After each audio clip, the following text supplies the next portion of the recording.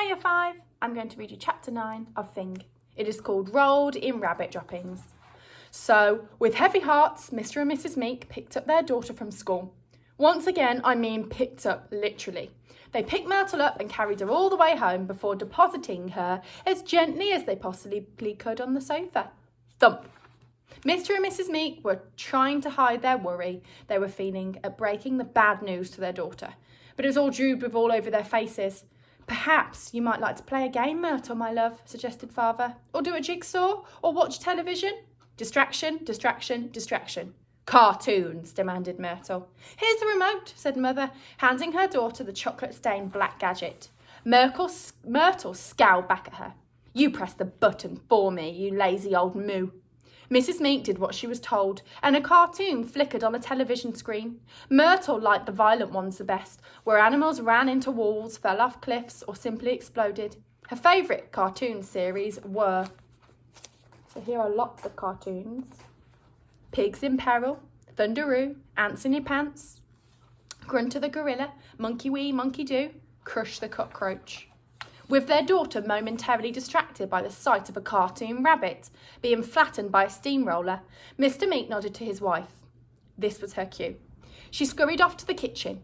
They had a secret plan. The pair hoped that if they gave their daughter the biggest slab of chocolate cake in history, this would soften the blow of not getting her a thing. The cartoon finished, and as the theme music played, Myrtle remembered what she had forgotten. Where's my thing? She shouted.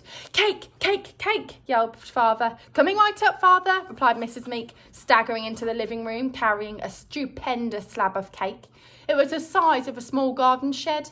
There you go, Myrtle, my angel, she said as she sat down on the coffee table. Thud. Haven't you got a bigger slice? Demanded the girl.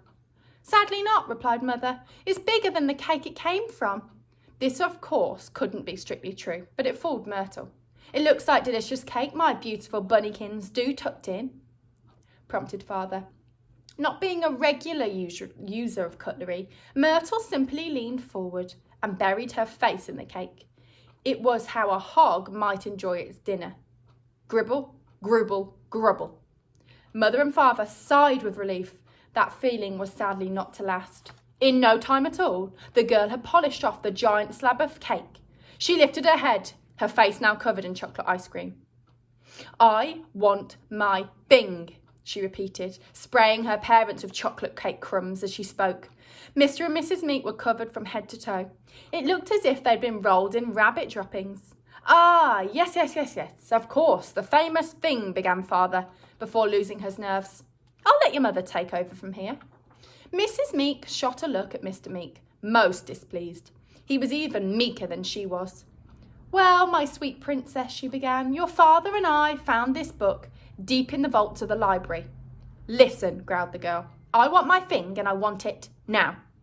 Things were going from bad to worse. The cake hadn't helped at all. If anything, it had given Myrtle a sugar rush that made her even more foul-tempered than usual. Well, you see, the lady spluttered. Father, you can take over from here. Well, he began a look of terror now. Spit it out, bawled the girl. My cherub, we searched and searched every book in the library to find what a thing is. A thing is a thing, duh, mocked Myrtle. Quite. We found only one reference to it in the whole library, in this dusty book that we discovered in the secret underground vaults. Here. Father nodded to Mother, who lumbered over with an ancient tome.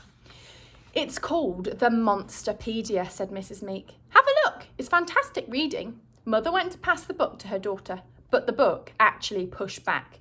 I hate books. They make my brain hurt, Myrtle exclaimed, battling the Monsterpedia away with a hand. The book slapped her back. Ouch, screamed the girl. Get that thing away from me. Mother took hold of the book. Let me help you, Sugar Plum Fairy.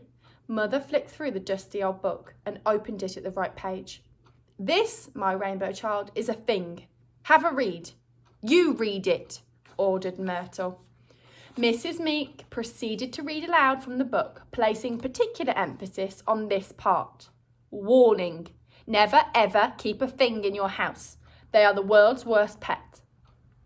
So, my dove of love, prompted Mother, what do you think? Surely you don't want a thing now. The The pair looked longingly at their daughter, their hands glued together in prayer.